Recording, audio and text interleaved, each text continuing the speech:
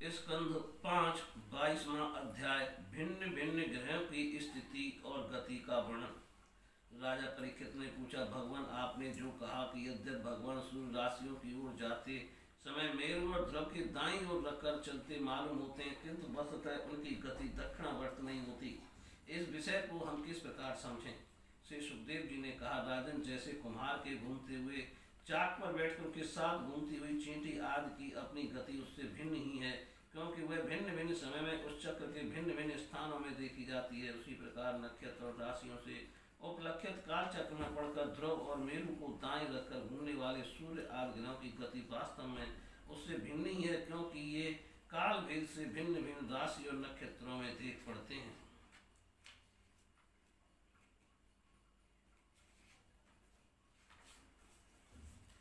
वेद और विद्वान लोग भी इनकी गति को जानने के लिए उत्सुक रहते हैं।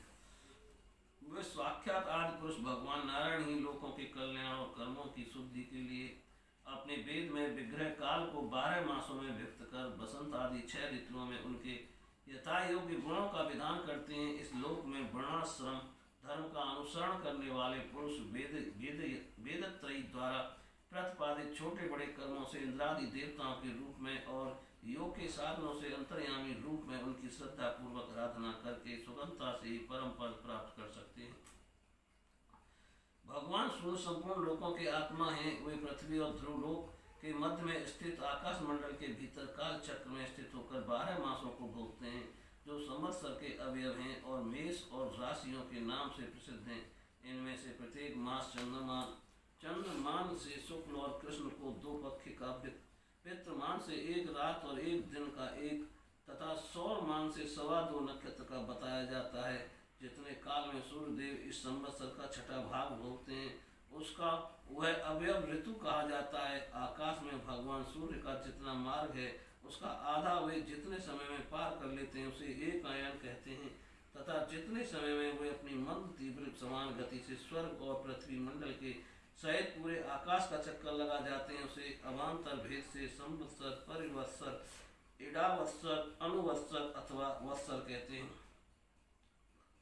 इसी प्रकार सूर्य की किरणों से 1 लाख योजन ऊपर चंद्रमा है, उसकी चाल बहुत तेज है, इसलिए वह सब नक्षत्रों से आगे रहता है। यह सूर्य के 1 वर्ष के मार्ग को 1 मास में, 1 मास के मार्ग को 2.25 दिनों में और 1 पक्ष के मार्ग को 1 ही दिन में कर लेता है। यह कृष्ण पक्ष में क्षीण होती हुई कलाओं से पितृगण और शुक्ल पक्ष में बढ़ती हुई कलाओं से देवताओं के दिन रात का विभाग करता है, तथा 30-30 मुहूर्तों में 1-1 नक्षत्र को पार करता है।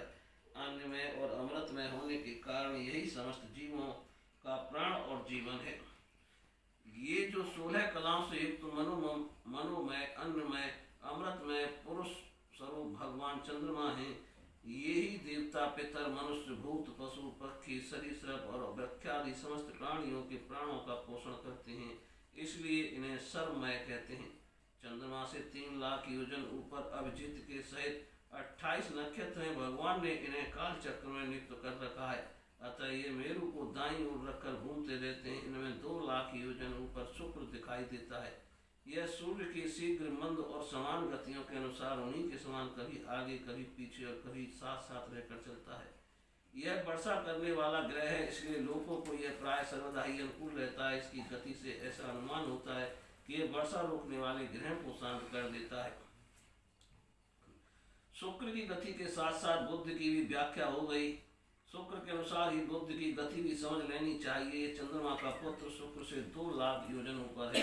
ये प्राय मंगलकारी है, किंतु जब सूर्य की गति का उल्लंघन करके चलता है तब बहुत अधिक आंधी, बादल और सूखे के भय की सूचना देता है। इससे 2 लाख योजन ऊपर मंगल है।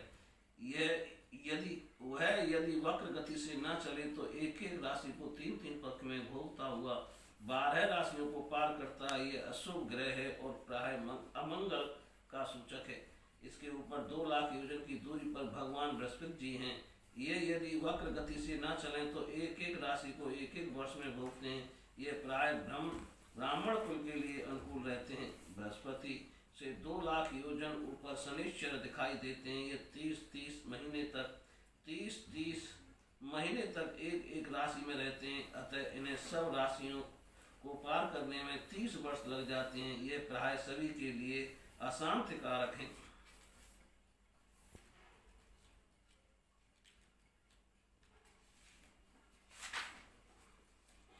इनके ऊपर 11 लाख योजन की दूरी पर कश्यप सप्तऋषि दिखाई देते हैं। ये सब लोगों की मंगल कामना करते हुए भगवान विष्णु के परम पद ध्रुवलोक की प्रदक्षिणा किया करते हैं।